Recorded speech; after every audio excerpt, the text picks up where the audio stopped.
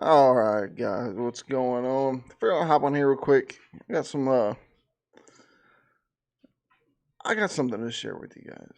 Let's get this down. The delay is horrible. Hey, Pam, how we doing, hun? Nice to see you in here. The delay is horrible for some reason. Like from the chat over to me, it's horrible.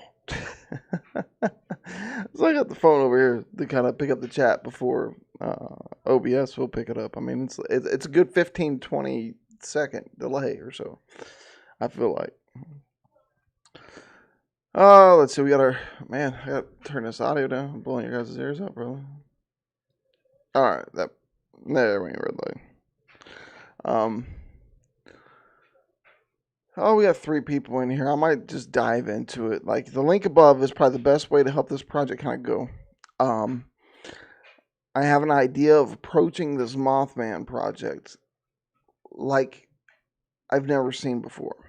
Okay, we've all heard the stories of the Mothman flying, and he could be a harbinger of doom and things of these natures. And everybody's talking about the Mothman, the Mothman, the Mothman. Um, but I think there's a huge story. I don't think. I know there's a huge story beyond that. Beyond just the Mothman flapping around in the air and the reportings of seeing this flying beast, if you will. Hey, cookie dough. Um, I think there's so much more to the story that nobody has touched on. I mean, we have the Men in Black. Okay, we have this crazy odyssey, and this is what I want to film for this project. And by the way, you can support this project. I got on the screen there over on Teespring. We got t-shirts, socks, leggings, hoodies, everything over there. The link's in the description of the video. You can go over there. Any profit I make from that's going to this project, or the best way is just hit the PayPal link. And any donations over 50 get you in a credit roll if you want. Any donations over $100 get you a special thanks in the credit roll and a t-shirt off the Teespring storefront. So let's get that out of the way. So $50 get you in the credit roll. Anything over $100 gets you a t-shirt and a special thanks in the credit roll. So let's get that out of the way. Okay, before I delve into the theories and what I want to bring to you guys. I've been reading over this book like crazy, Mothman: The Facts Behind the Legend, by Donnie Sargent and Jeff Wamesley. Well, Jeff Wamesley is a guy he's did a lot, right? He's did a lot for I think he runs the museum down there, and he's very knowledgeable on the subject. But the oddest thing with this it's not the bird in the sky to me. Okay, the bird in the sky to me, it's interesting and it's wowing. To see a beast like that you'd be terrified. But hang out, please now, right? Yeah, it is. You get that creepy feel when you get down there, and that's what I want to. Every piece that I've seen, every documentary or every film coverage I've seen, they focus so much on the Mothman and not that right there.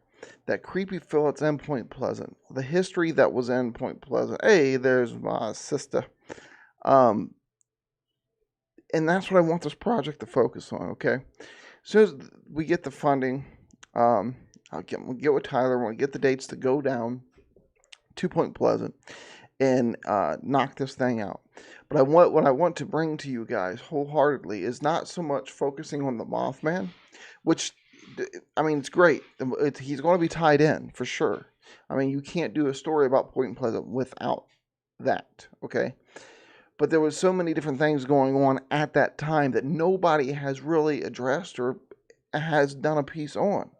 And that is the UFO sightings that was popping up in '65, the Men in Black. All these things that was down there and going on at the same time, which I believe the Mothman was a distraction to get away from. Now, the biggest, for me, the golden egg, if you will, in this whole story is the story about the 5 women that had a Mothman sighting and wound up pregnant around the same time. Okay. And these Men in Black was kind of stalking those women. John Kill come down. He was a cryptologist, a reporter from New York, to warn these women, hey, these men in black, they want your kids. This is how you can protect your kids, this, that, and other. Ignore the Mothman. He's a distraction. Nobody's really come in and focused on A, the land, and B, what in the world was going on with the UFOs, the men in black, the things like that. So with this documentary piece, I want to go in and delve deep into that. You understand? Like, there was so much there that and Mothman, the story built and it grows, right? There were sightings all the way up to 2017. People say they see this Mothman, but hey, cookie dough. But everything that surrounds the story is just so intriguing, and it blows my mind why nobody's really covered it. You know what I mean? Nobody's really delved into the Men in Black, delved into the how odd would it be? Okay, it's not coming. I mean, this is fact. This is fact. Got the book here. I mean, I can read it right out of the book about the women. I got this thing all tagged up, but about the women that all get pregnant around the same time. It's insanity. Okay, these are real reports that come out. Of course, I'll show these. I'll show these reports, the handwritten reports and everything that the actual handwritten reports are going to be shown in this piece. There's just so much there, though.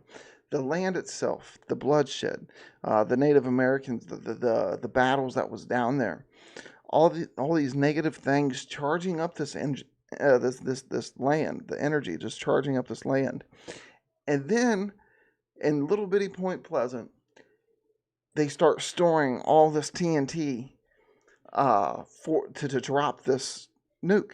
When we dropped the first nuke, and it was all stored there in those igloos, those bunkers. And there's just so much within this piece that I want to bring to you guys, like through a different lens, because everybody's always focused on the bird in the sky, which, like I said 1,000 times, it's interesting, it's intriguing. You know, what the hell is it? You know, I agree with all that, but I think the bigger story and what everybody's missing is what's going on down below. What's going on with this Men in Black? Injured Cold. He's one of the things we'll cover there. There's just so much within this story, and it's kind of like a perfect marriage of cryptozoology and paranormal investigations. It's like a perfect storm for both things to exist, and I would like to cover that and show that. And also my personal connections down in Point Pleasant. I think I'm able to bring something different to the game than what other people has before. Meaning I have an aunt that's still down there. My grandmother lived down there when all this was going on. There's so many things I think I can bring to this project that nobody's ever really done before. And as it goes, again, I can't get no documentation, and maybe we film that of me trying to track that down as well. Of me being a direct descendant of Chief Cornstalk.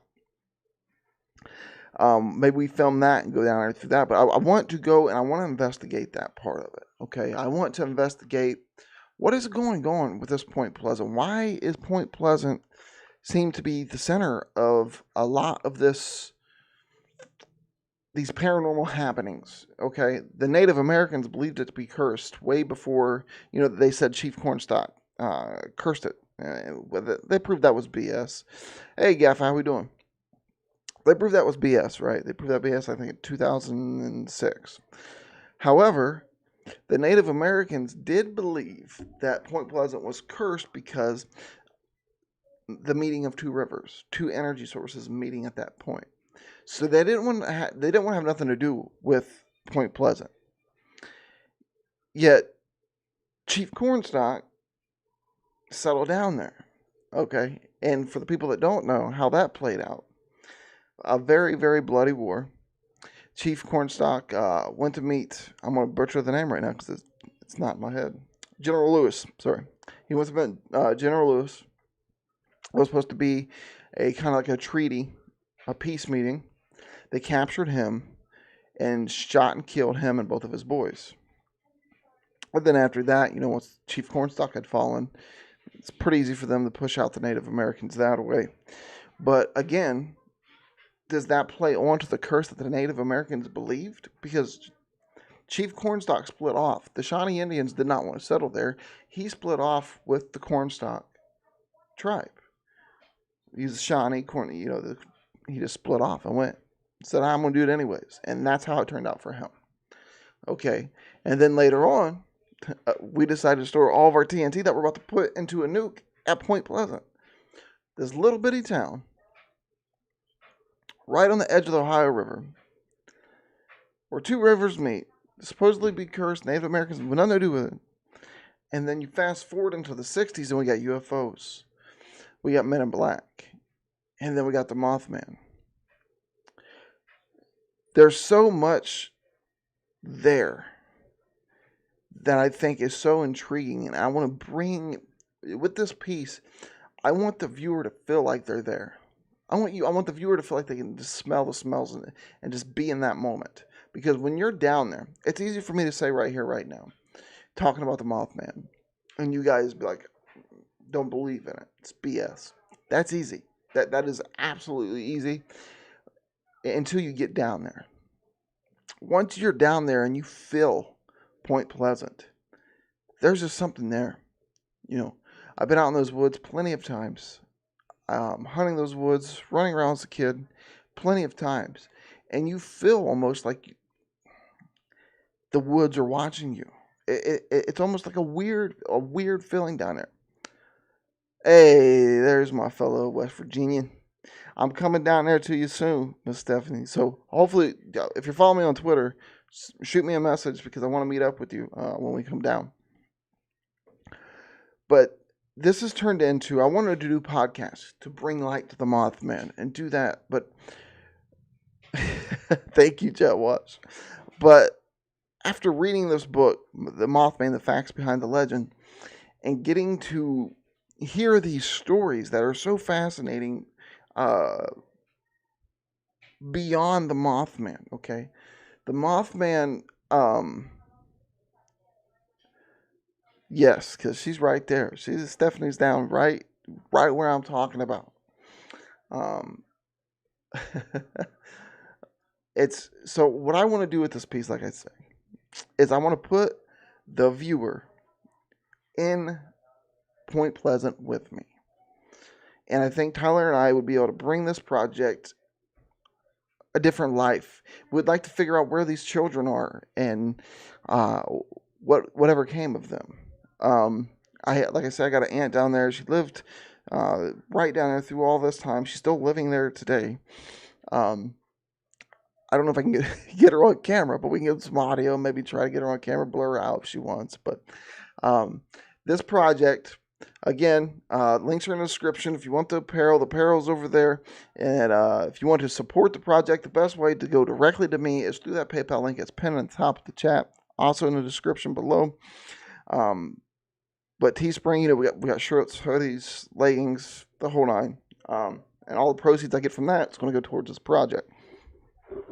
Because I want to go down there not just for, a day or two. I want to go down there enough and investigate enough and put you guys, the viewer, into something that you would never think came from this. Like, the story goes so deep. Reading this book and these firsthand experiences and seeing it written out in their own hand and the things that was going on, I firmly believe the Mothman was a distraction for what was really happening. And that will make sense eventually as I explain out the story in this documentary piece I want to do on it. With the Men in Black, because the Men in Black and the UFOs and all this came not way before, but maybe like a year or so before. I think it was like 65 is when the UFO sightings peaked. Of course, in the 60s, UFO sightings was all over the place, right? But for whatever reason, Point Pleasant was like the omega of UFO. Hey, I appreciate you, Jet Wash. Thank you, buddy.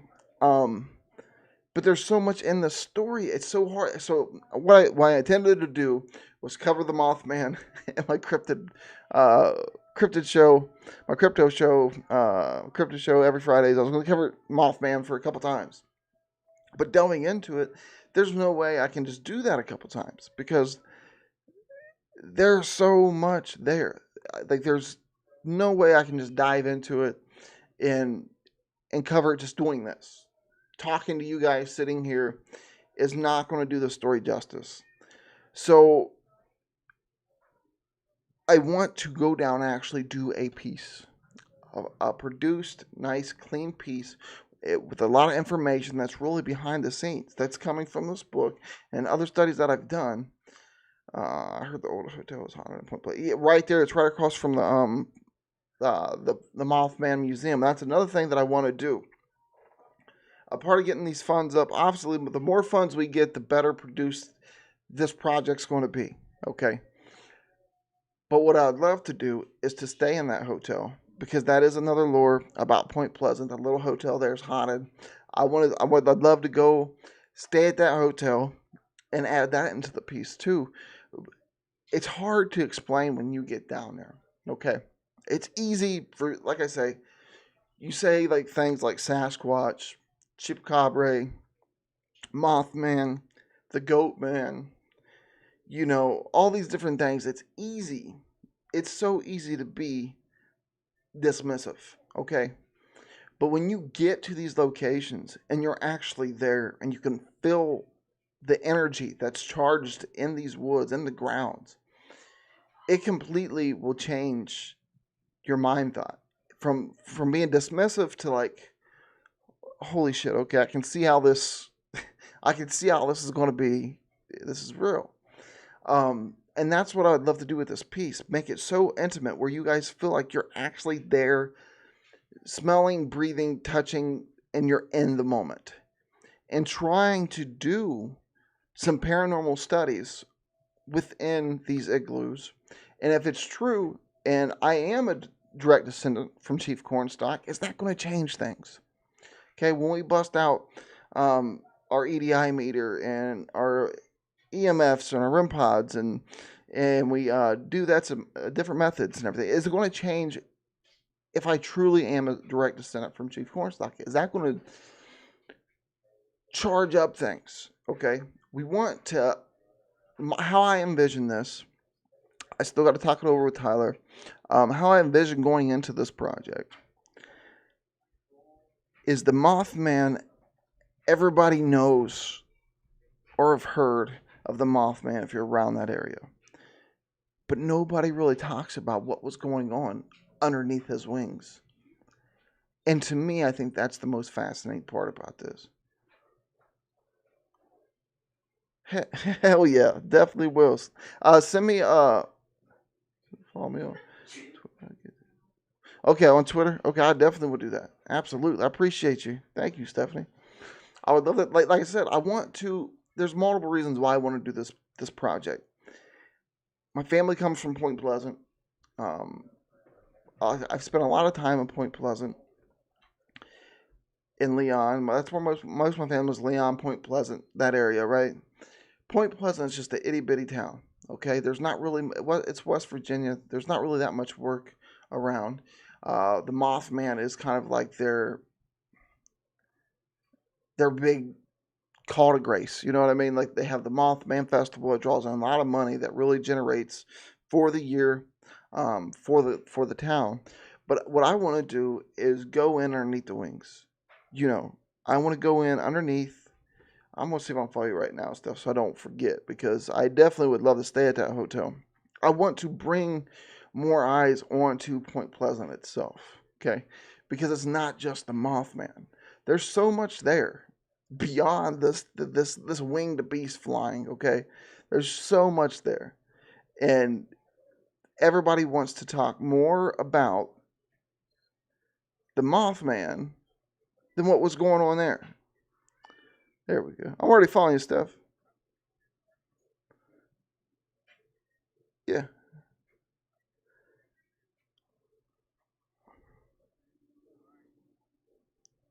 Yep, I'm already following you. But that's what I want to do. I want to bring. Okay, when I first delved into this, I'm like, all right, we'll start off with a podcast. I'll just do these podcasts and we'll explain it. He's something like that. Bashful. He might be. He might be a family member. But I wanted to do this cryptid show where we dive in, we talk about different cryptology, different beasts. And I've heard so many stories of the Mothman, from my family and being down there when I was down there and things like that, that it never really was intriguing to me. And so I got this book. And then you realize that the Mothman was just he was just a pawn to kind of cover up what was going on underneath him. And I don't know why, but like in my head, I'm just picturing the name of this piece being under his wings or something like that. Because really, it's kind of what it was. He's up there flapping, and people are like really, mass hysteria. They're petrified. They don't want to go near the North Plant. Like all these things are happening with the Mothman, while these men in black are literally going to a news reporter in her office and trying to intimidate her. It's really phenomenal stuff. Like these men in black are popping up in people's bedrooms. And what got me was, like, okay, the men in black. I don't know. Let me fix this light. Maybe a little more light down here. There we go. Like maybe it could happen.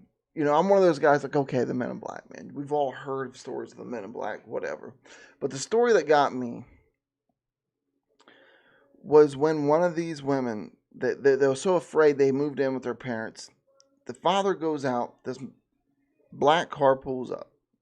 They believe it's a Cadillac or something. Different stories change with the make and model of these Men in Black. But when he went out to greet the man, his skin was almost transparent, like you could almost see through and see his veins. He extended his hand to shake his hand, and the man didn't know what to do. He didn't know what to do. He acted kind of weird. And when it was going down, what's her name? Mary Hyde. Mary Hyde was the news reporter. She had sightings. The Men in Black go down to her actual office. And they're playing with things like pencils and staplers like they've never seen it before, intimidating her, telling her stop putting out the information. They were trying to intimidate her. Well, as the legend goes, and I want to invest this big time within this piece also, what happened to her? Because she either got a call or was going to make a call. And she ended up dying of a heart attack at a very young age. So to me, it's kind of suspicious. So it was suspicious to John Keel, the guy that wrote the Mothman Prophecies. And that kind of spawned the movie, the Mothman Prophecies. But he kind of believes the same way I do, is the Mothman was just a distraction on what was going on below. And once you look at this with that lens, there's so much going on to support that. Fort Randolph it's awesome in Crittenden Park.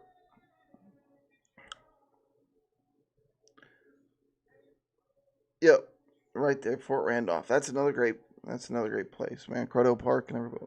When I was down there, they was already fishing. But that's why I want to do, bust out every piece of equipment we have, load up, go down, spend some time in Point Pleasant in the area, talking to people about these incidents, going out in the igloos. I don't like calling them igloos, man. They're bunkers, all right? They held TNT. Going out into the bunkers and doing some legit paranormal investigations in there. And like I said, if I am a direct descendant from Chief Cornstalk, it's not going to change the game, or we're going to bring something different to it. I get really excited about this piece, man. I really want to do this so bad for multiple reasons. Of course, it's my family's hometown, and there's so much there. Have you seen Hellier? Yes. And I love you for bringing Hellier up. The synchronicities and everything that lines up that led Hellier to Point Pleasant. I think there's more there.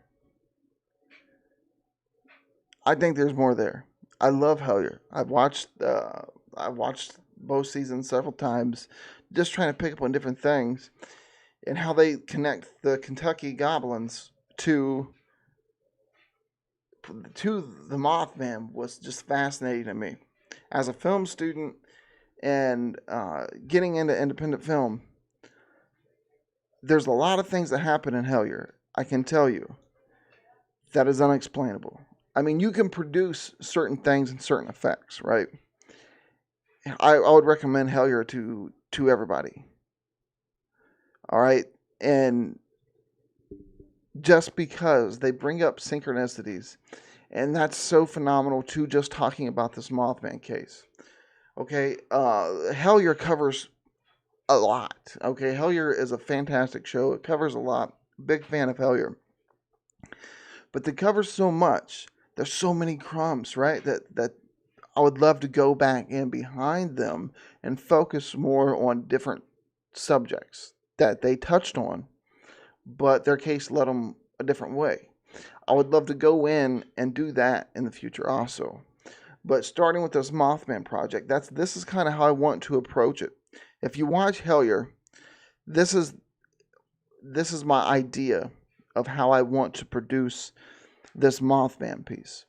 Just Tyler and I, our equipment, going down for however many days that our budget allots, and just really delving in the story underneath the Mothman wings, because to me, he was just a distraction of what's going on, and I really want to delve into that so bad and bring you guys there. I, you can't explain it with words. There's no way you can explain it with words on the feeling you get when you're down there at Point Pleasant in the woods about 3, 4 o'clock in the morning. You can't explain that. When I was a kid going out to the tree stand, yeah, I got a 30-06 in my hand, and I'm still feel almost like the woods are watching. You know what I mean? Like, it's such a very powerful place, and I want to project that to you guys so bad. The podcast won't do its justice. Again, if you want to support this project, and this project will get filmed and done, we will start this project as soon as we get our funding budget scheduled. Boom, we'll be on it. I'll be doing live streams, keeping you guys updated. You guys will be involved in all of this. This is definitely something that is very doable for us. We're not that far. Me being involved in teaching, I'm off for the summer, so this is my this is my way of keeping going. You know what I mean? I have all this time allotted for these passion projects. But if you want to support it, there's links in the chat for the Teesprings. If you want the apparel, then also the PayPal. Okay, the PayPal. If you any donations of over $50, from $50 to $100, will get you in the credit rolls. Any donations of $100 or more will get you a T-shirt from the Teespring store. You just have to let me know which one you want, and a special thanks and a credit roll of this piece. So that's what I'm wanting to do. I want to I want to show you guys really what Terror Barn Productions can do. We've did a couple little shorts and pieces. We got pieces that's almost finished now. And we can touch and finish those up. They're very close. The one piece is very close to being finished. I want to bring that true feeling and show you guys what we can really do, what Terror Barn Productions can really do. And I think this case right here is a beautiful starting point to show everybody how we want to do it, our cinematic style, which Tyler's a phenomenal cinematographer, phenomenal editing. He's right hand man. Like, he does, very intelligent guy. And he's also a disbeliever. He really don't believe in a lot of things like this. And I tend to be on the fence, but I'm wanting to believe, wanting to dive in, and he's kind of like the dude that's kind of like, hey, I know, but come on. He's kind of like talking me off the edge. Um, but I think this is a perfect piece to show everybody what Terror Barn Productions can do, and really start to delve into the truth behind this whole Mothman phenomenon. Like I said, everybody's caught up on this whole winged beast in the sky, but there's so much going on underneath there. If you watch Hellier, I reckon I've shouted out Hellier a trillion times. How do you pronounce that? B Wizzle? I'm gonna call you B Wizzle. I've shouted out Hellier like 1,000 times because the way they connect things with synchronicities and how things just come to them, truly, honest to God, is phenomenal. I never, watching that and them going to Point Pleasant blew my mind. I'm like, okay, they're in Kentucky. They're in Hellier. I gotta take my testosterone real quick, yo. I ain't took it today. Right in the middle of the Mothman story and the production and trying to tell you guys what we want to do. And I gotta hit my testosterone. Hey, Wolfie, my man. There's just so much. It's impossible for me to sit here and cover everything that's in just the history of Point Pleasant and what's going on in Point Pleasant. There's so much. So much there. And that's what I want this piece to bring, is what is going on. Because you can still feel it when you go down there. Is it really cursed land? Was the Native Americans right? Is something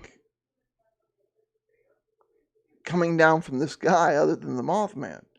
Is there some ET activity going on down there? I mean, you got everything down there. You got the paranormal, you got the cryptology, and then you got the UFOs and the Men in Black. It's like a perfect marriage of everything insane at this one point. Point Pleasant. And to bring that and to show people, there's no way I can just do that in this platform. We have to do an investigative piece. There's no other way. I can't do it justice just saying the words to you. So, I mean, this piece is going to happen regardless. I mean, our budget is very low. It's always very low. We got the equipment. Our budgets are always extremely low, but we can pull it out. It's going to happen. You can watch, I believe, Steph, you can watch it on YouTube. I think they got both seasons on YouTube. I'm not positive. I think I watched it on Amazon Prime, I think. But I believe if you type it into YouTube, you can watch it. It's very fascinating. And that will kind of give you a taste of what I want to try to do with this piece.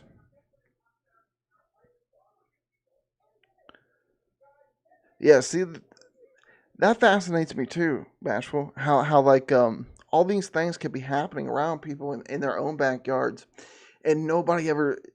You got some people that's never heard of it, and then you got some people that it's like life. You know what I mean? That's their life. But it's very fascinating to me on a lot of things, and I want to bring it to it. Hey, Joe. Joe.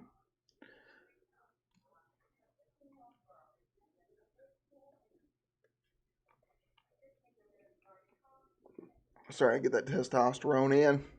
Trying to boost it up. Get this dad bod out the way before we do this project. So when I'm on camera, I ain't so floppy. You know what I mean? I can't be so floppy trying to bring information about the Men in Black and the paranormal with man boobs hanging out. So I'm trying to knock that out. But there's just so much there to me. Like the paranormal side of things is, there's been plenty ghost stories down there. Of people seeing spirits and things like that, especially around the igloos, the ammo bunkers. There's so much down there, and like I said, yeah, definitely check it out, Steph. It'll hook you in. Like you have to get through the first 2 or 3 episodes, are kind of kind of dry, but once that show takes off, it does a fantastic job of putting you on a roller coaster ride that you never get off of. I mean, it really does. Like Hellier, I can't shout that show out enough because I wouldn't know nothing about synchronicities without that show, man. That show's phenomenal. It really is. And how they connect everything. And that's kind of what I want to do with this project is do that type of sort of connection. Like where we're showing how these things are intertwining at the same time. That people are worried about this Mothman, but below you have all these crazy happenings that are kind of like an undercurrent because the mass hysteria of the Mothman was so big in a small community. Nobody really talked about what was going on underneath there, and that's what is freaking mind-blowing to me. Like, you get some of these stories as like, you want to dismiss it, right? You want to say, there's no way in hell that's real. That couldn't happen. But these are credible people that was there and seen it. And why would I waste the opportunity when they are still there? I can go talk to these people. They're very open down there. Point Pleasant's very open. I mean, especially if you're from there or your bloodline's down there, it's like open door policy. You know what I mean? Like, everybody down there is pretty friendly, you know? I mean, of course, you're probably going to run into some people that ain't. But for the most part, Point Pleasant's a beautiful place. I love it down there. When I get there, it just feels like going into Point Pleasant, I just feel that peace. You know what I mean? I feel like I just walked through the door of my house. But then you get into the woods, and it's like a totally different vibe, man. It's like a totally different... There's no way I can explain it. I just want to try to show it. I want to try to show the density of these woods and how big this area is. And how people that just want to dismiss the Mothman, I want to show them how this creature could have really been there and done that without anybody knowing anything. You get there and you get to the woods of Point Pleasant and the thicket and how massive and how beautiful this land is. That I guarantee you, there's plenty of land out there that man hasn't touched in decades. That just stretches all the way out, to the Leon. I mean, there's beautiful woods out there. Anything could be out there, right? My grandfather, he passed away in 2006. But he always told me a story. He didn't believe in the Mothman. He told me he didn't believe in the Mothman, but we'll get to that in a minute. He told me a story about what he called the white beast. Now, my grandfather wasn't one to believe in ghosts or anything, any crypto things, no like beasts, nothing like that. He was really just a straightforward, down home, to the point type of man, right? But I do remember, I was maybe 8 or 9, okay? And I asked him about the Mothman. He said, well, I don't know what those boys are smoking or drinking on, but I ain't never seen nothing down there like that. And that I think that probably was the moment where I was just like, okay, Papaw says Mothman's BS. I'm not going to touch it, right? But then he proceeds to tell me a story about what he calls the white beast, okay? My grandfather, I forget, it was a lot of children. I want to say 7 children. It was either 7 or 11. The Russells are huge. My bloodline's huge down there, okay? He was the oldest. My grandfather worked in town, so he was gone through the week. So he was kind of the man of the house, right? And he tells me this story about the white beast. His mother wakes him up and says, you got to help me. You got to get your gun, get out here. You got to help me. So he grabs his rifle, which Papa was a dead eye, great shot. Even in his older age, like he would show me up easy. But he told the story about this white animal that almost looked like a Sasquatch, but he was almost like an albino, is how my grandpa was describing it to me. Picking up a calf, holding it like a football, and just taking off running, and just stepping up over the fence and going into the woods. And he's shooting shots at it and can't hit it. So the man that's telling me the Mothman, he didn't believe in that, was telling me he had an experience with a cryptid beast at the same time. So okay, we can reverse back. He tells me, you don't know if they're smoking or drinking on down there, but he's never seen nothing like that. Okay, we can reverse back a minute. Later on, I learned my grandfather worked at a furniture store right next to the North Plant, around that area, when all this craziness was going around. The town was in such mass hysteria, they wanted people to stand security down there around that North Plant. Just because everything that's going on, the spottings of the Mothmans, these young teenagers trying to go down there and interact with it. You had people out like, what was it, Halloween 5 or 6, when everybody goes out with guns and trying to kill Michael Myers, is that type of thing. You had people out in trucks, guns, teenagers wanting to get up there and try to find this thing. You had adults wanting to kill this thing. So they needed security. They asked my grandfather if he would do it.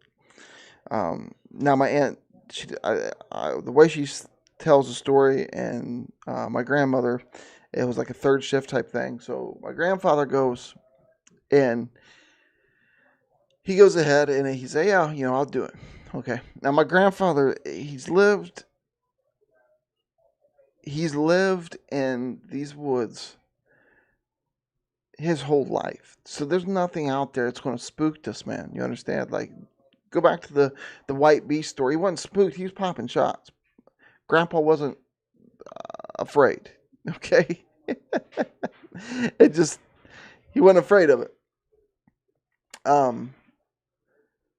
He goes down there one night, and he's sitting there, and he does his first shift. Well, the second night, he asked my grandmother to go down there because he said he was bored. But my grandma said she could tell he was kind of spooked. And for something to spook a man that's lived deep in those woods his whole life, if it spooked him, I mean, I believe everybody probably looks at their papa like he's Superman. But if it spooked him enough to where he wanted somebody down there with him, I want to know what the hell is going on down there in Point Pleasant.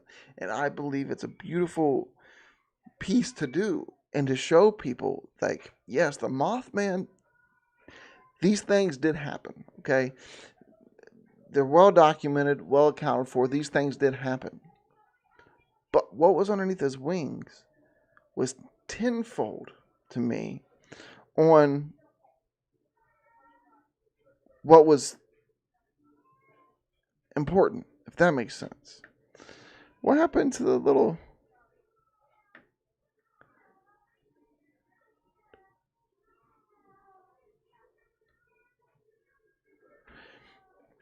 Okay, I fixed that. My screen was messed up for a second.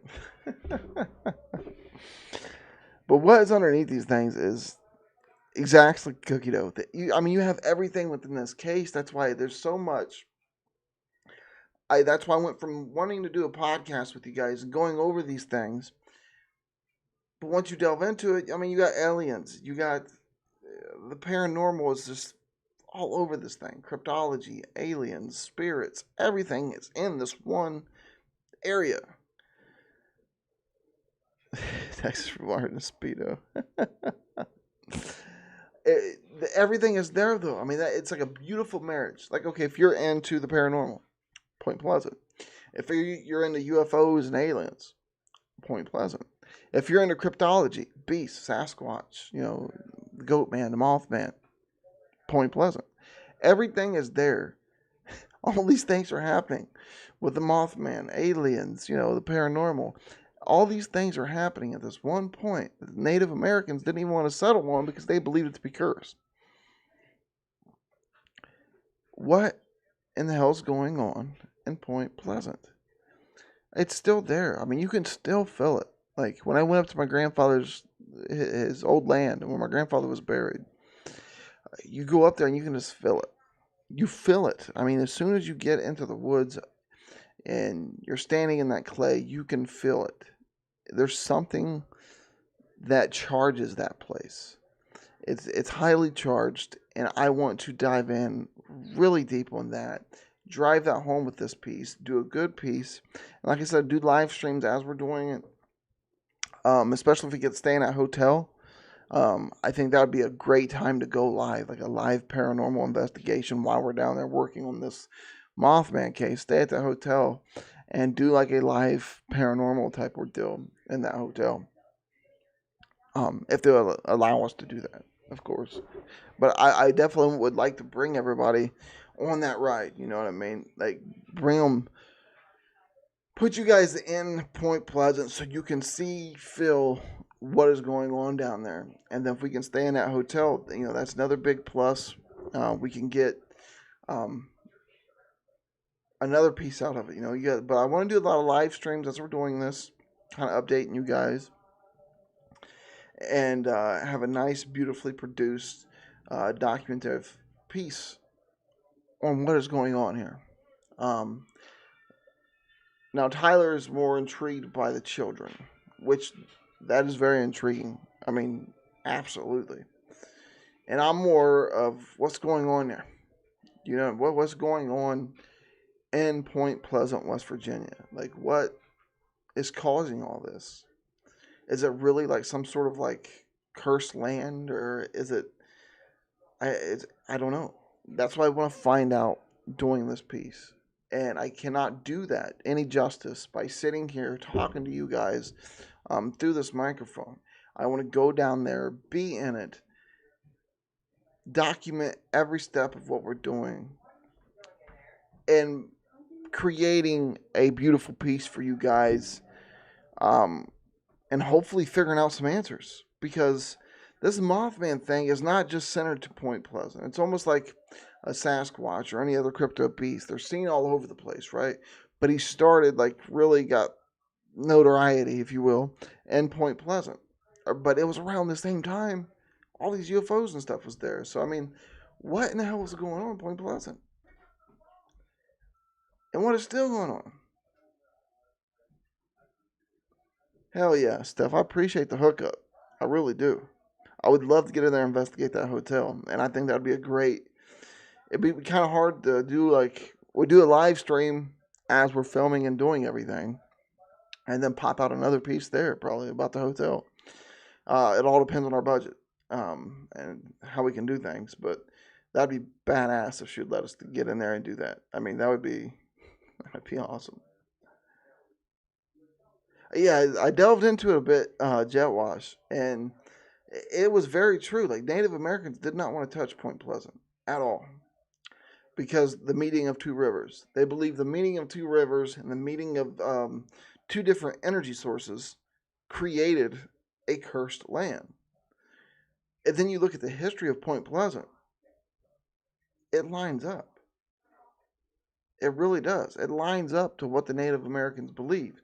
But it's so hard to really get really deep into Native Americans' beliefs and everything if you don't got a reservation near you that you can go to and get a lot of information, because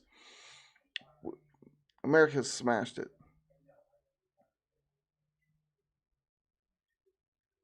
Can you see if there's any spirits on the Silver Bridge? See, that's what I want to do, because that tragedy of the Silver Bridge falling. We're definitely going to do an investigative paranormal piece on this.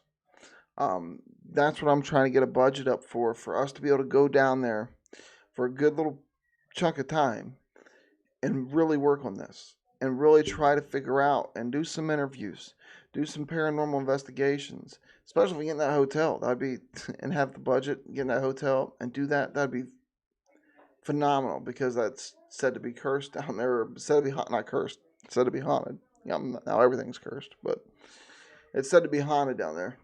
That would be phenomenal. But again, it all depends on budget and time Tyler gets to take off work and things like that. So, but we want to go down there and investigate the Silver Bridge, the spirits that could be lingering there, the Native Americans, the spirits that could be lingering there, and getting into those igloos and actually doing some professional paranormal investigations inside those igloos, and come at it with tactics that haven't been used really in Point Pleasant. There's some newer ghost hunting tactics that have not been used in that area. You know, like the EDI and things like that we have, that I think is going to be phenomenal. We got the laser grid, EDI. I mean, we have everything that we need to go into those bunkers and professionally investigate them and hopefully get something out of it. Um, I'm a firm believer. Like, we go down there in those igloos and we kick up our equipment, we are going to get into something. I, I guarantee we're going to get into something because you can just feel it, man. Especially closer you get to uh, those bunkers, you feel like the woods are almost alive watching you, right? You feel like I just can't put it in a word. That's why I want to get you guys down there, have the camera rolling, Tyler and I going through all this. Um, I think it'll be phenomenal. I really do. I think it'll be phenomenal. Again, you can go to the Teespring link in the description. All different types of shirts, socks, leggings. I did everything. Went through and check marked everything. Then I had to go through and edit and try to make things look right. But, um, yeah, Kathy, it was a very big tragedy when that Silver Bridge fell. I mean, it was that's another thing I want to get into is, okay, we had all these things building up, right? The Men in Black, the UFO sightings, then the Men in Black, then the Mothman, then the bridge falls, and it's crickets. Nobody's talking about none of that anymore. So what happened? Again, what the hell's going on in Point Pleasant? What happened? All these things was going on. Was the Silver Bridge falling another distraction that these Men in Black were trying to do? Was it just, like they said, the beam broke and it swung and it snapped and it was a horrible tragedy? But what happened? Why are the UFOs, the Men in Black, Mothman, collapsed bridge? What happened? What happened down there? Hey, Mama Shaw. We're talking about our upcoming project that we're doing. We want to go down and do an investigative piece on Point Pleasant, West Virginia, the Mothman, and everything that was going on that nobody's really covered yet. So we're trying to charge up. We're trying to charge up, get some information, and get some funding, and go down there and attack this piece because there's so much down there. And again, anybody would like to help support the cause and support the project, PayPal, any little bit helps. That's all getting stowed away and going towards the project. Teespring, if you guys want to go in there and get you a shirt, get socks, get whatever, they're all there in Teespring. That link's in the description. Now, if you guys want to donate anything over between $50 and $100, get your name in the credit roll. Anything above $100, you get you a T-shirt and a special thanks in the credit rolls of our finished piece.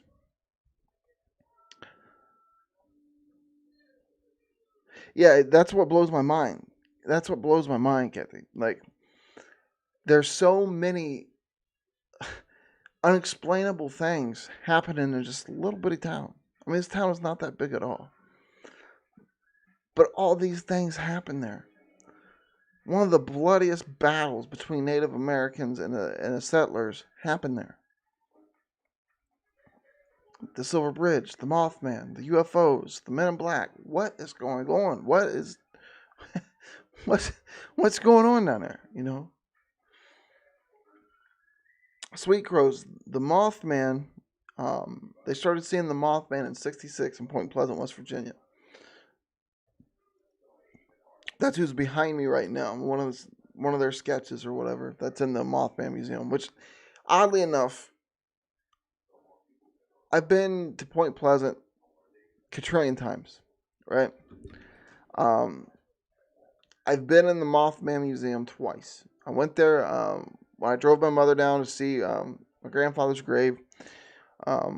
She had to get the picture. Everybody got to get the picture with the statue. That was kind of like LA's nod to Point Pleasant for letting them use their story in their town as the statue.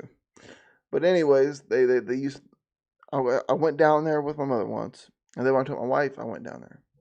I never really paid it no attention, man. So we paid a couple bucks to go back and actually look at the documents. And it's so it's such a fascinating trip. I don't understand why I never really delved into it before, because I've been around all the stories about the Mothman. My family lived down there during this whole time period. I've heard stories, but for some reason I've never touched it. I think it stems back from my grandfather telling me he didn't believe it. I think somewhere in my subconscious I was like, well, you know, Papa don't believe it. Nah, I'm not going to believe it. And then I get older and I start reading these things. I mean, the Mothman Museum, if you ever get a chance to go into Point Pleasant, go into the Mothman Museum, pay the extra $250 or whatever it is to go back into the actual museum and see the handwritten documents, see the eyewitness reports. It will change. It changed my mind frame. So I never really. I mean, I got this shirt when I went with my mother, and I was looking and wanted to get something for kids. We got a book for a kid, and then I seen this book, The Mothman: The Facts Behind the Legend, and it actually has the handwritten reports, police reports, and sightings and things like that in this book. And so I start reading into it, and it's like, man, the Mothman is not the climax here. The Mothman is not the main story. He's definitely a distraction on what was going on at that time period at that place. Everybody was so caught up on like the Mothman, the massive hysteria that was going on with the Mothman, they completely missed what was going on below it. And that's what I would want to cover with this piece is what is going on with Point Pleasant? What was going on then? You know?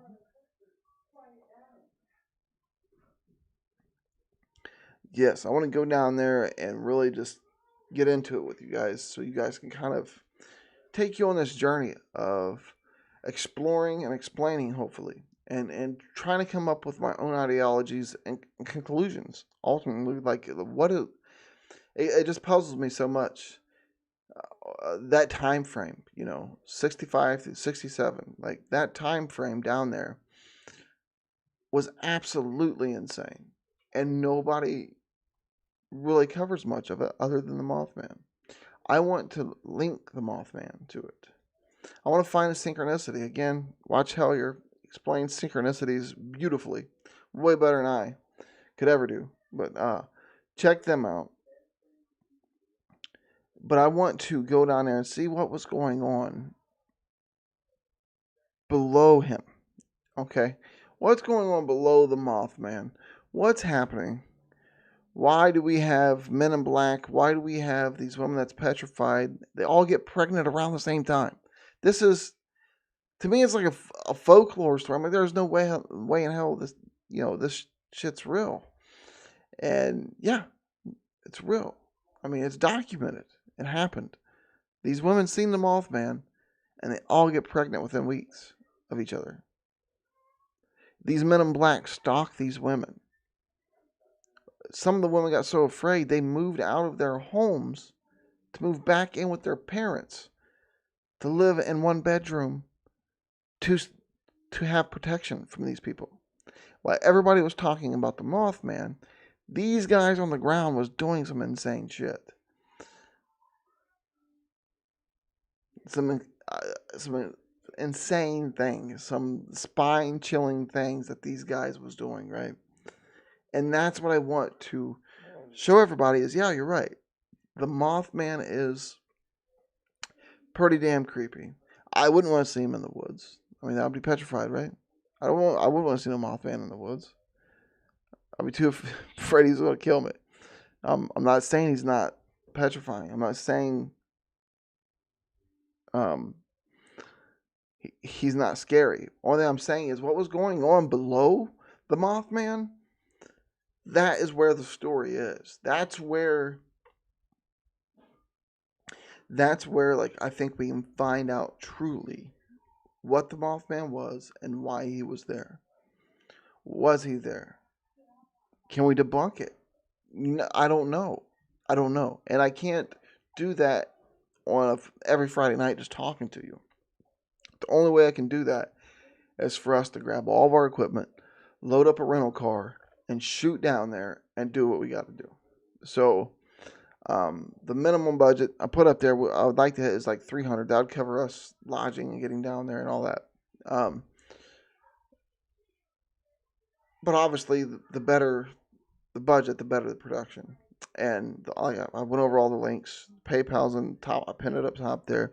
The Teespring link is in the description. Also in the description, it shows you like kind of the two tiers I put up. Because this is something I want to jump on fairly quick as soon as we can get the budget, know our budget, plan it out, and attack it. Because I'm very motivated to figure out what in the hell is going on with this Mothman situation. Because to me, it is mind blowing.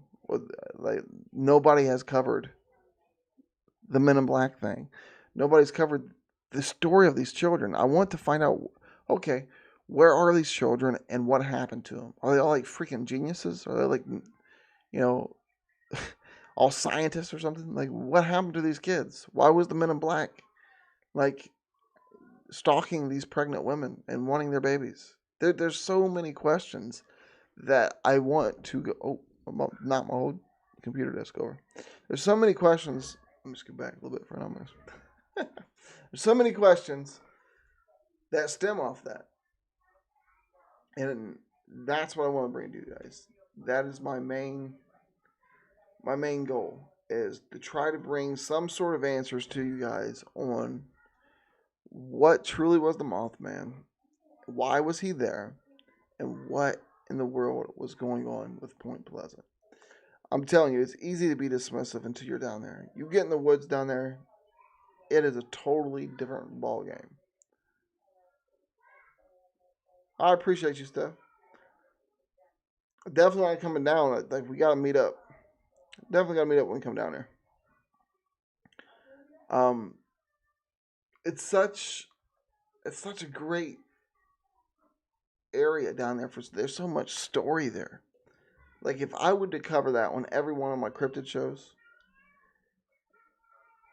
we'd be on the Mothman subject for months, And I don't want to do that. Like, I want to, like, every week we explore another cryptid beast. So this week I think we're going to do the Goat Man. I wasn't able to do any cryptid show last week because the wife being sick, and I have to have her gallbladder removed. But this Friday night, 9 p.m. Eastern Standard Time, I think we'll do the Goat Man. But the Mothman has like really taken over my head. Never was really interested in it until this book, and always thought the Mothman was just some big menacing creature, and he caused the Silver Bridge to fall. That was my ideology. That was my brainwave. That's the way I was thinking before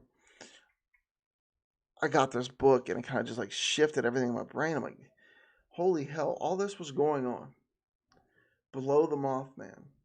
Nobody is reporting on it because there's this huge winged beast. Of course, that's going to distract everybody. Was it really something that these Men in Black was using? Was that it? Was the Mothman just a utensil for these guys to be able to do what they wanted to do? Did they accomplish it? What the hell ever happened to them? Did they just like roll out? What happened? There's so much within the story that people don't talk about. It's mind-blowing, really. I'm like, why hasn't anybody talked about this shit? Like, it's insane. And there has to be synchronicities that tie these two entities together. I firmly believe that. That's what I want to figure out. Not just report on the Mothman, go down there and do some EVPs and get the EMF out, play around. No, I want to get down there and really investigate what in the hell's going on. What do the people that live there believe what's going on? Because they're there every day. You know what I mean? I want to get in there and get the feel of what is really going on with that land. Is it really menacing? Or is it just mass hysteria? So I see something that kind of scared them, and it spawned all the different sightings. Small town, mass hysteria took over, and that's where we get the Mothman. Could that be? Sure, it could be. But to me, there's so many credible witnesses that there was really something there. I mean, when you get police officers and people with high stature that see this thing, I don't see them BSing. I really don't. Now, could it be something, again, that, mass hysteria, these kids talking about it, put it in their head, they thought they seen this thing? That very well could be the issue as well. I just don't think it is. I think the Mothman was 100% real. I really do. Too many credible people. Linda Scarberry seemed like an up and up woman, fantastic woman. There were stories about the Mothman she wouldn't even share. In this book, she shares some, but cuts the guy off. I think it was Jeff Wamesley who was interviewing her. Cuts him off. They don't want to tell any stories. Okay, if the Mothman was fake and she made this up, she would be wanting to shout it out to everybody, get everybody involved, not pocket stories. She would want to get things stirred up, and she seemed like a very, very, very accountable person, and she kind of swung me to believe it. But yes, this is going to be. You'll see me get pumped.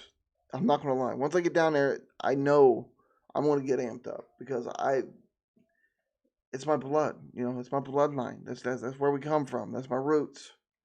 And all these crazy things happening there. Why? What is going on down there? Nobody can explain it. They all want to talk about the Mothman flying around. Yes, the Mothman's scary. Yes, holy shit. But what was going on below the Mothman is the story for me. And that's what I want this piece to focus on solely. Is tying the Mothman to everything that was going on below there. Trying to figure out what's really going on with this land. Why do we got spirits, we got a crypto creature, and we got UFOs and aliens? All in a place that is pretty damn small to have all this activity. And everybody's seeing these things. It's really going down. I don't know, man. I wish I could go now. I would just hop in the car, load my shit up, and just go now. I would love to just be able to do that. Unfortunately, I work in the morning and I got tons of schoolwork I got to catch up on. But I would love to jump in my car and head to Point Pleasant now. That's how amped up I am about this piece, and I want to do this piece. And hopefully next weekend I can get over there, or sometime next week, get over there and finish up another paranormal piece that kind of just fell in our lap, and maybe shelve our Mothman Project and just dive into this. As soon as we get the budget for this, we're going. As soon as we get the budget and the time, we're going. We're heading down. It's not that far from us. Like I say, maybe 2.5 hours or so. I think it's about how long it took us to get down there. Not that far. Rent a car, throw our stuff in there, and boogie on down. And hopefully get to stay in a haunted hotel. Because that would be like the icing on the cake. We're going down here investigating all this crazy crap. And then they're like, oh, by the way, yeah, you can stay here. And this whole floor, you can investigate. That would be phenomenal. If I get to that hotel and be able to investigate that. As we're doing a Mothman piece, right there's 2 pieces. Right there's 2 projects. Right there's 2 things. You know what I mean? That's a twofer. This is going to be a lot of fun. And like I said, I want to take you guys on that ride. I believe with YouTube in general, I think it's another beautiful thing you can do with YouTube, right?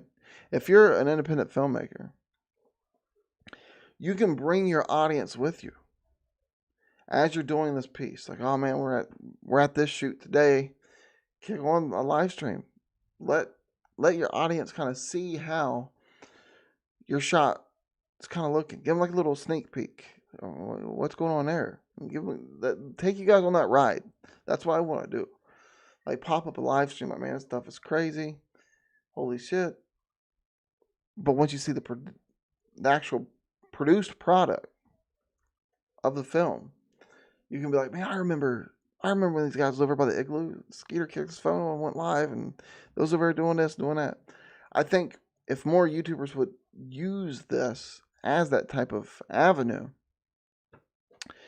it'd be a lot funner place.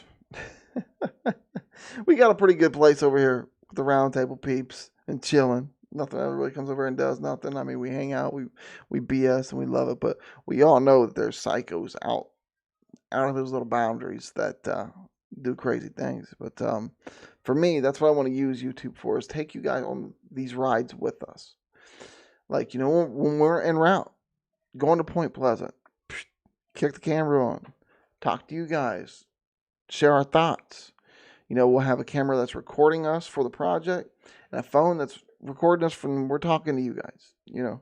What's going on. Like, every step, take you guys with us on this project. I think this could be very, very fun, and it could be a project, like I say, that shows what Terror Barnes Production can do while uncovering some answers that nobody's ever really tried to approach before.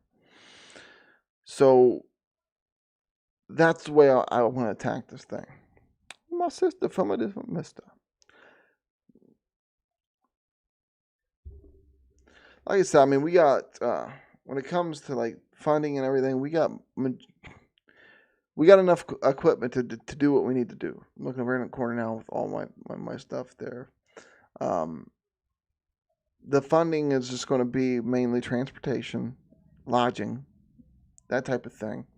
We'll be throwing a lot of our stuff at it, of course, but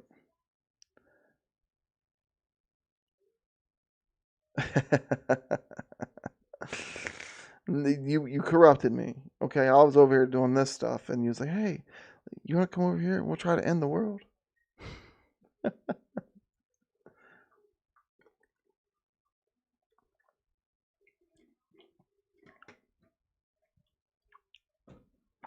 Oh, I've been chatting on again. The description explains it. Between $50 and $100 gets you in the credits. Anything over $100 gets you a T-shirt and a special thanks in the credits. That's all through the PayPal. You can go into the Teespring and get you a shirt, socks, whatever you want. It's there too. I definitely will, Stephanie. Definitely will. As soon as we get everything set up, I'll shoot you over like our schedule and what we plan to do, and hopefully you can hook me up with the lady at the hotel there. Hey, Seth. If we could stay, that adds a whole nother thing there. I appreciate you, Stephanie. Thank you so much. She's right down there in that area, Point Pleasant, right over the bridge.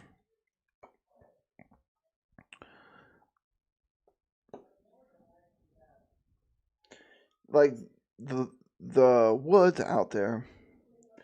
I took my wife up on 10 Mile, which is a road up there. She didn't call it a road, but was on 10 Mile. And she even got that creep feel of where it's just so massive. Anything could live out there, man. Anything could live out there. That's why I kind of changed my mind on being so dismissive. Of course, I did the Skeeter Sasquatch spoof stuff. And I played that Skeeter character and do that stupid crap. But once you get out there and you're in these woods, it is absolutely 100,000% possible that these things could live out there forever and never be seen. Now, what I would like to do is get some drone footage, fly some drones around. I mean, Tyler got the nice little drone he can shoot up. Do a lot of different new age things. Hey, Seth, if I didn't say hey already. But, God, I think it's just going to be so much fun doing this.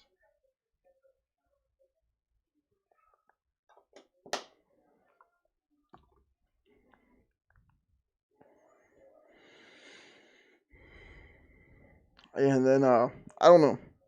Because I'm like on the fence right now. Like I'm thinking about selling my MacBook to fund this project. Because I got my Mac. But I got the 2019 15.4 inch MacBook. And I'm playing around with the idea of selling that thing to fund this. To make sure we get a nice production out of it.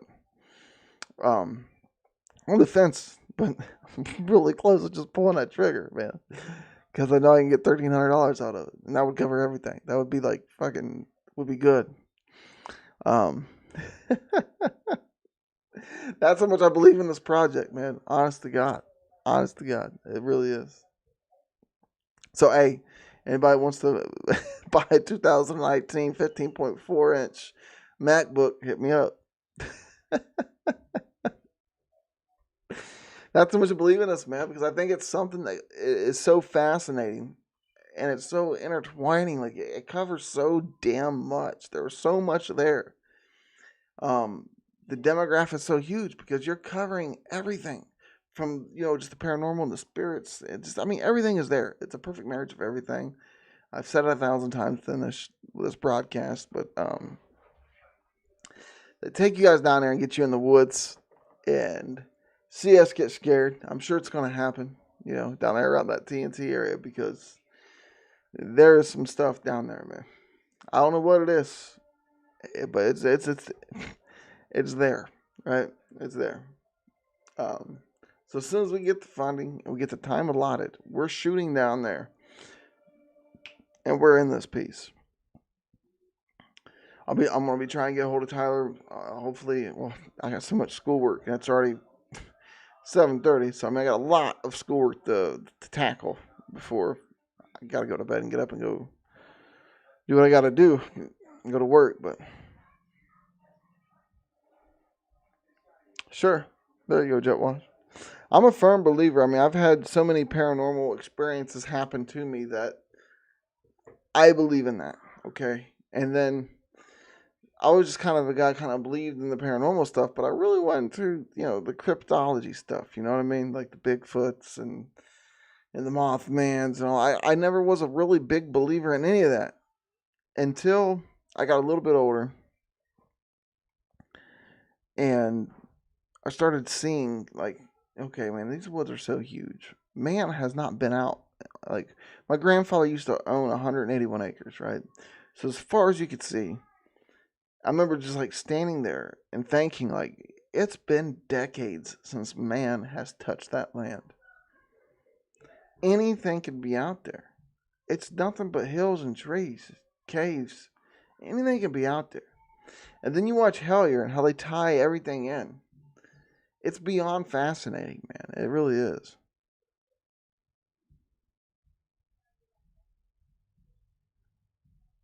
And that's awesome, Jet Wash. I mean, my heart goes out to you for losing your mother, but having that experience, man, that's awesome. I'm sorry for your loss, brother.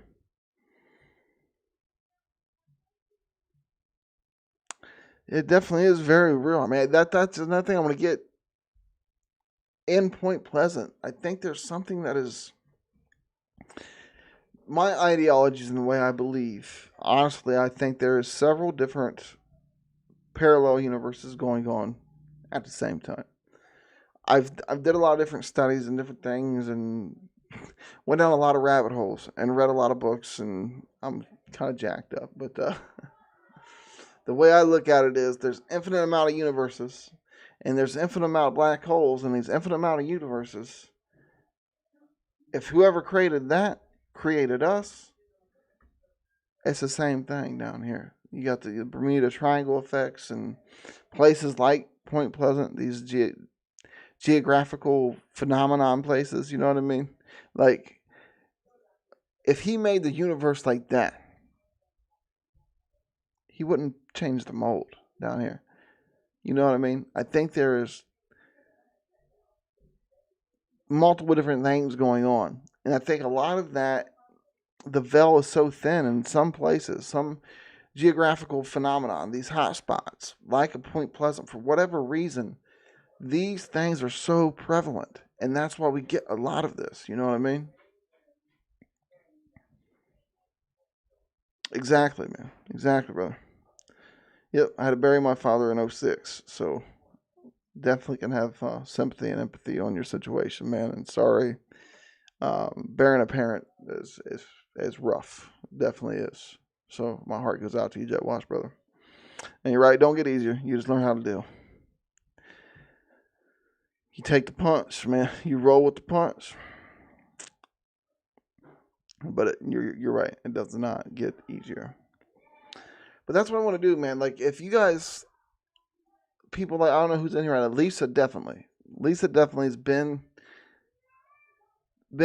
here since day one with me on this YouTube thing. From my very first stupid Skeeter video to right now, right?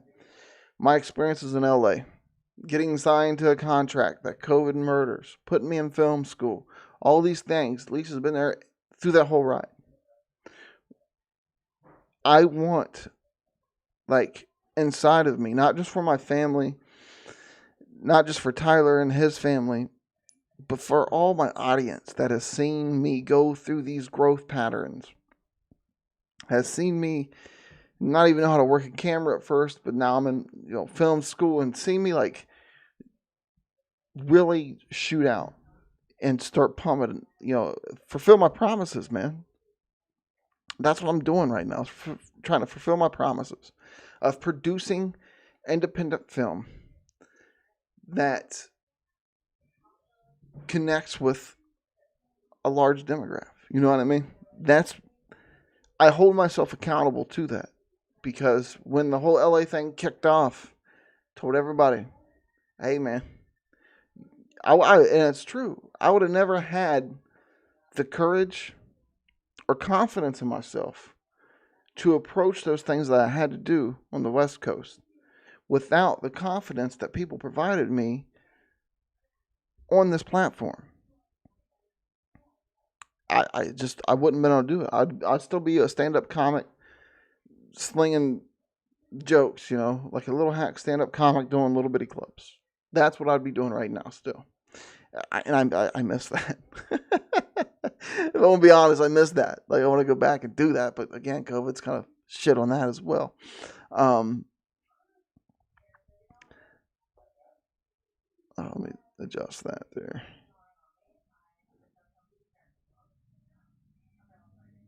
Come on, thing. There we go. All right, we're good now. I was on top chat over here. There's a big delay, man. Like, I'll get the comments over on my phone before they hit OBS. But I want to hold myself accountable to the promises, because I promised, man. Like, I want to put out film. That's what I'm going to do. I made that promise years ago, and I hold myself accountable to those words because I said them. I have to do them, right? So,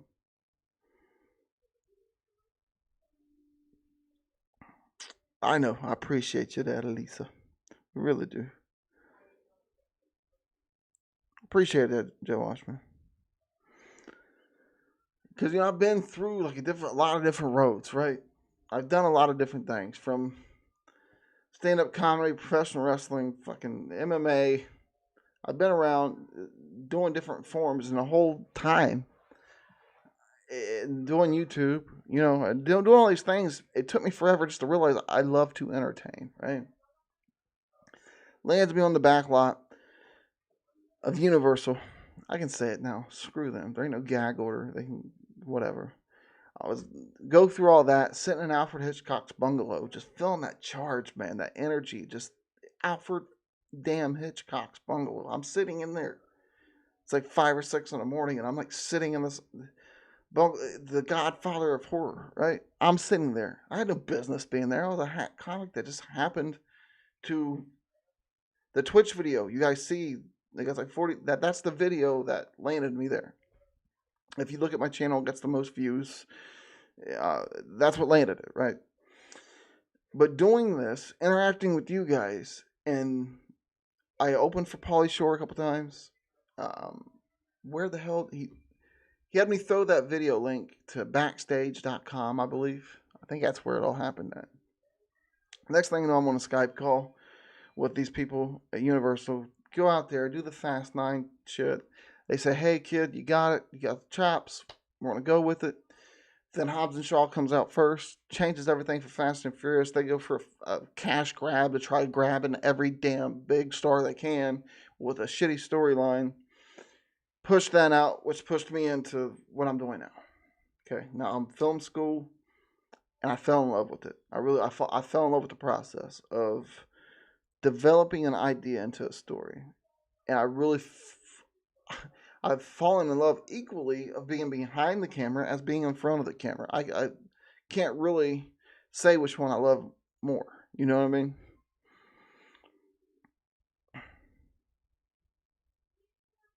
Yes, Wolfie. It's been a minute, man. That's what I'm saying. Like when I go back and look at these videos from Christ, 4 years, 5 years ago. I mean, we've been I and then I took a big gap away.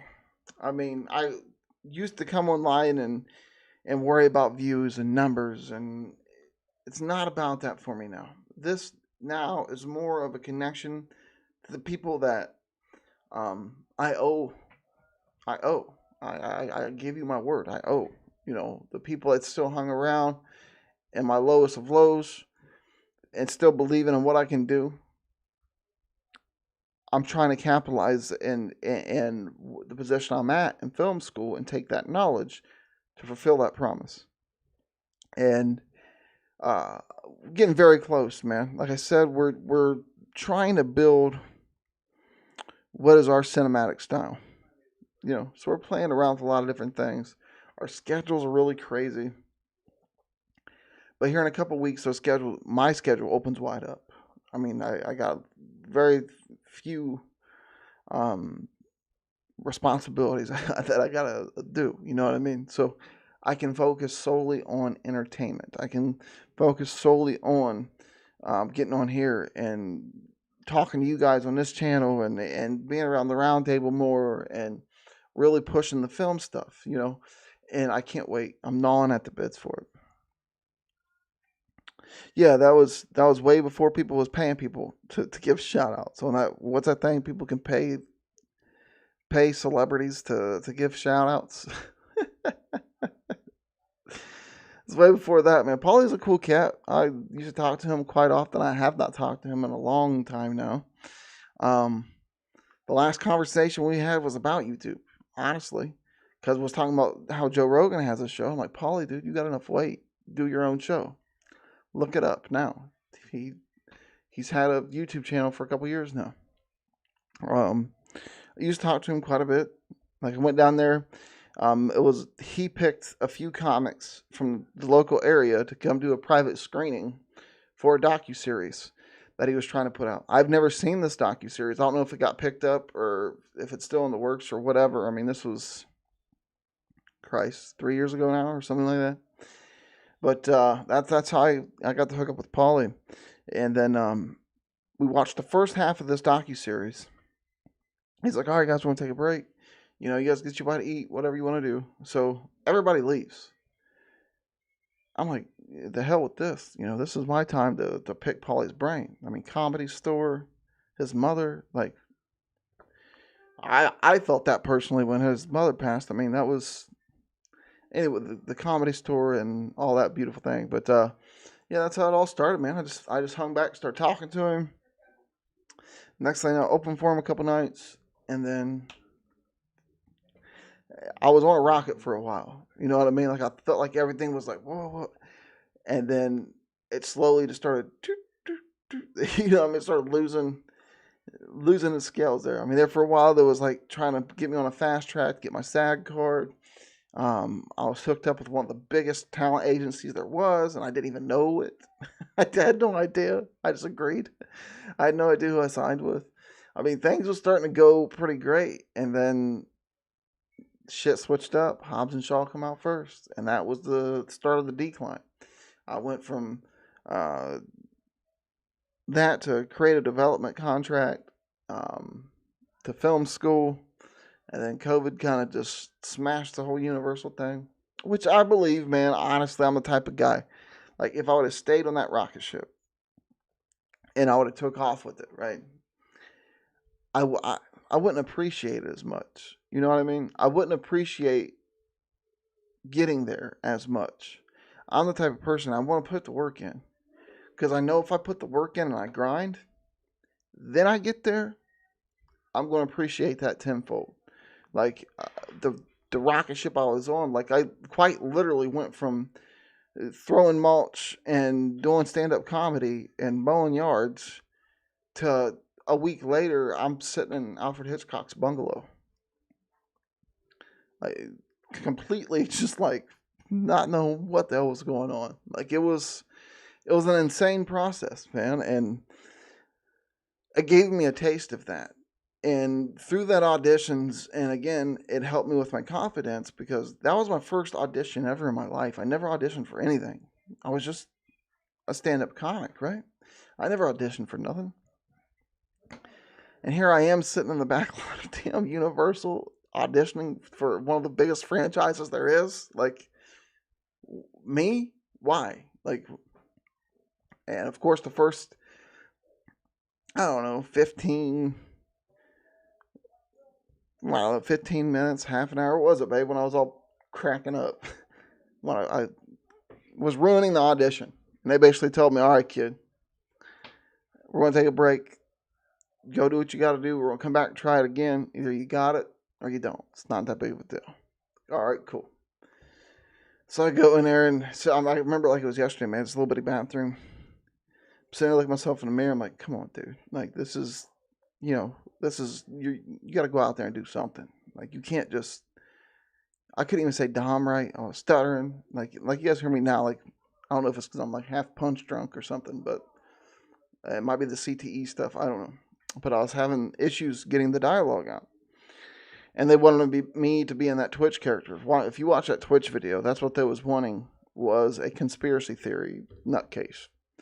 So after we had that break, I come out there and I was like, man, can I just ad-lib a little bit with your, I mean, I love the dialogue, but can I ad-lib? And they're like, yeah, sure. That's why you're here.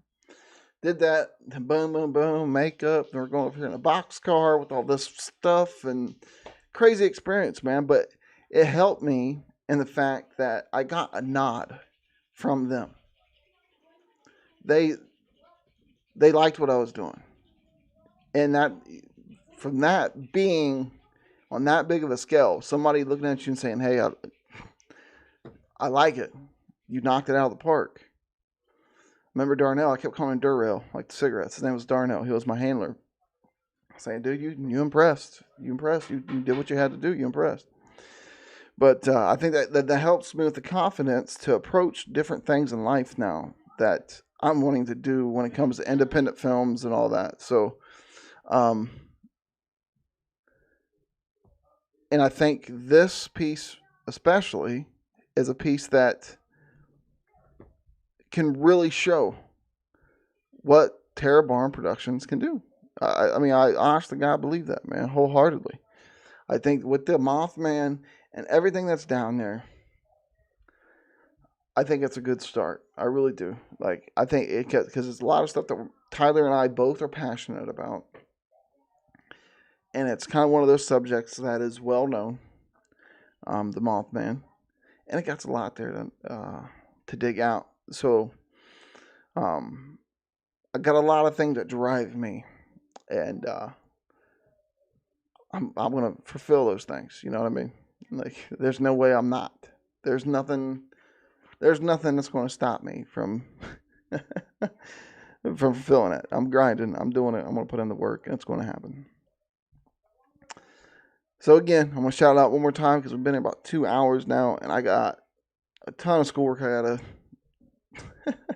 I gotta catch up on because the wife has been sick and I've been in kind of a funk. So I got a lot of schoolwork and stuff I gotta be catching up on. I'll probably do a few more of these streams kind of after I've touched base with Tyler and kind of get stuff squared away, to keep you guys updated on the Mothman Project. 100%. Hey, Lady C.